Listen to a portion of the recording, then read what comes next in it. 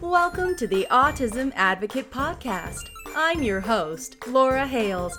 If you're looking for tips on how to advocate for and understand your autistic child in a more meaningful way, you've come to the right place, and we're so happy to have you join us. Welcome. We are going into a deep dive of the controversy of the puzzle piece.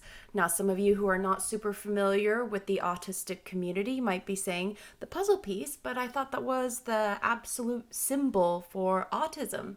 And a lot of autistic adults will tell you, no, I totally reject the puzzle piece. And that's why sometimes, and hopefully more often, you'll see an infinity sign, whether it's a rainbow or a golden shiny infinity sign. Now, you might be wondering, why? Why are some autistic adults so angry, upset, and really offended by the puzzle piece symbol? It's quite a history. And again, there are plenty of autistic adults who are not offended by the puzzle piece sign. That's totally up to them. As you know, every autistic individual that you meet will have a totally different opinion. I shouldn't say totally different. We'll have a different opinion because guess what? They're different people, right? You'll come to find that just as within any other population in the world, whether you split into male and female, whether you split it into has ADHD or doesn't, whether you split it into is autistic or doesn't, they're going to have differing opinions within that group. So a lot of the information that I will be drawing from today comes from a fantastic article I found from In the Loop about neurodiversity. And the title of it is The Ableist History of the Puzzle Piece Symbol for Autism. And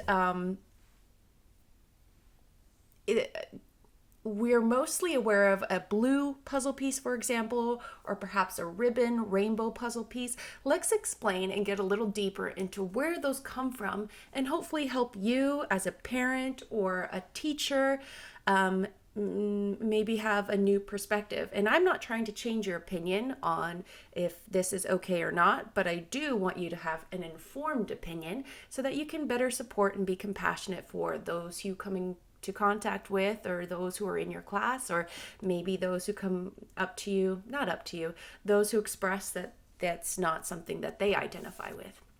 So, the origin of the puzzle piece comes from the United Kingdom organization called the National Autistic Society way back in 1963.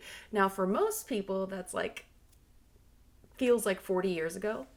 That's 60 years ago. I swear the year 2000 is 40 years ago. Is 20 years ago. That's so crazy. It was created by a man named Gerald Gasson. I feel like his name must be French.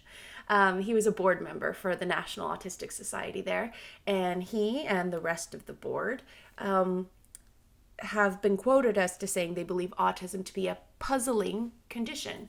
So they adopted that symbol. I don't know if you've ever seen it before. It's half green, half grayish, and then there's a child's face on it. Looks most likely like a boy, and they are like this. And it, believe there's a headphone on one side, and it almost looks as if they are crying or weeping. And it very much portrays that this is a condition that autistic children are suffering from. So consider that that's where the first puzzle piece came from, that it was accompanied with a child who is very much suffering from their facial expression. In 1999, it's made its way to the United States with the Autism Society of America. And here's a wonderful quote that I am mostly 100% behind. They have stated that the puzzle piece pattern reflects the complexity of the autism spectrum.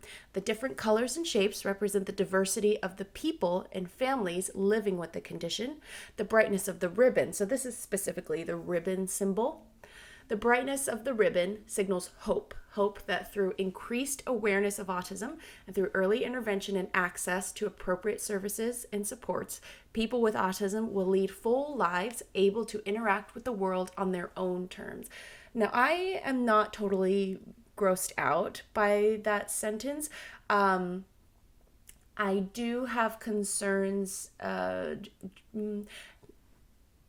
just about what do they mean. Early intervention's fantastic. I fully support it.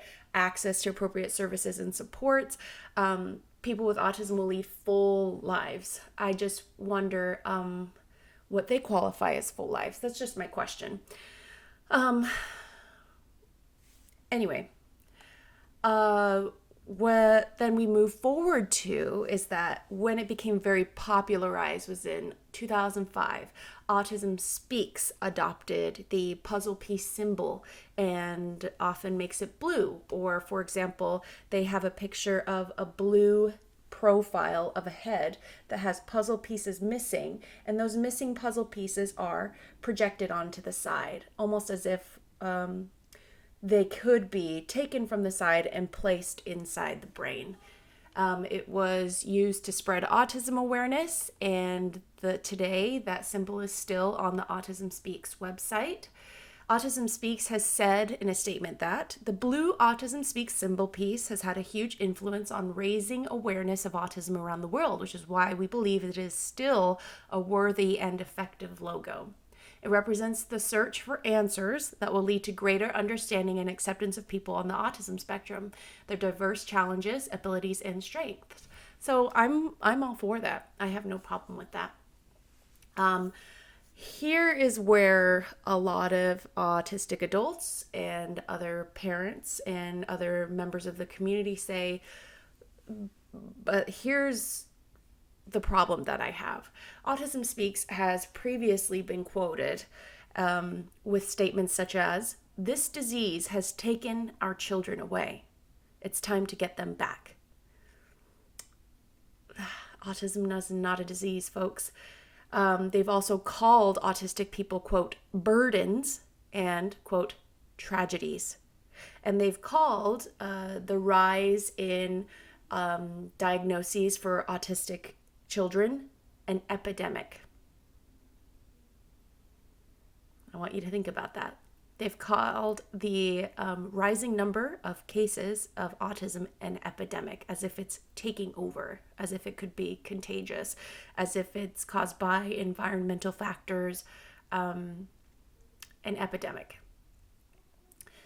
They had an I Am Autism commercial come out, an advertisement, and in that advertisement, Autism Speaks made statements such as, autism robs children of their dreams, and that autistic children live behind a wall.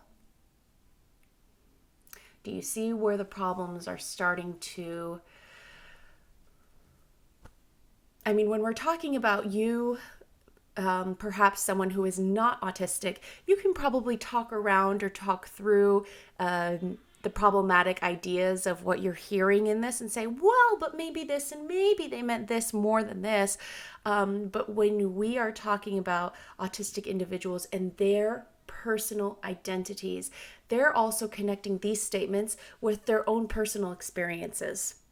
So if, for example, they have felt like they have been treated like they need to be cured, that what they have is a disease, that what they have is a fad, and that it's this catching epidemic, that so many people are now autistic, that, you know, that there's a symbolism, or that it could be implied that it means autistic people are not whole, meaning that they have puzzle pieces missing for them to be a whole person, that they need someone else's assistance to fill in those pieces, or that they are a puzzle to be solved, that they are not a complete or whole person, that they need to continue to search for a cure or treatment or answers. Now, again, not all of these things are inherently wrong or bad. Looking for helpful treatments, and not treatments as in to cure, but services, supports, efforts to improve functional communication, whatever that would help the individual themselves find joy in their life and how they would like to experience it, where autistic adults are starting to say, and have for quite some time said, I am not a puzzle piece, is it implies this, I need to be manipulated. Because that's what I think of when I think of a puzzle piece. I think of something that needs to be fit into something else. I think of, even if we're not referring to the child as a piece of the puzzle themselves, that they themselves are missing pieces, or that things need to be manipulated. And we're not trying to manipulate children or people. They are their whole own person with their unique needs and differences. They are they have a neurological difference, and it's not a good thing or a bad thing. It just is. It's an existence.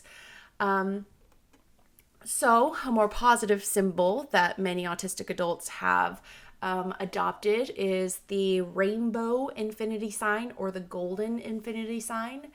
And a lot of, if you search around in Google and everything, you'll find a lot of support for why this is a controlling, and what most autistic adults would say is an ableist sign. And if you look into, again, the history of Autism Speaks, there are many adults who call that a hate group. Now I want you to consider that and the weight that that phrase carries. To you, I'm not trying to convince you of anything. I'm trying to provide you with historical information, especially as it pertains to how a lot of autistic adults feel. And as you enter this world of autism with your child, that being more informed can help you be more compassionate and understanding, and inform the choices and decisions that you make. I hope this has been helpful, and I'll see you next time. Bye-bye. Want to submit a question? Email us at theautismadvocatepodcast@gmail.com. Follow our social media outlets and check out our shop featuring my Autism Acceptance, Children's Illustrated books, and other fun autism acceptance items. Don't forget, I'm rooting for you, and we'll see you next time.